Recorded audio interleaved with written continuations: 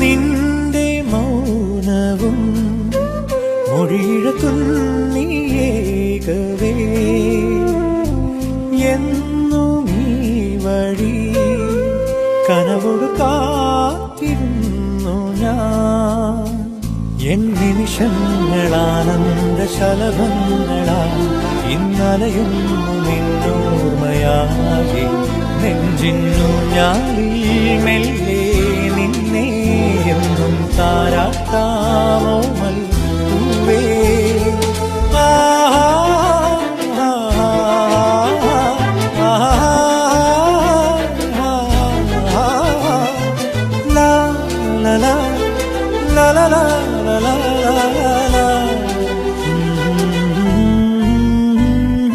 ഹേമന്തമെൻ കൈക്കും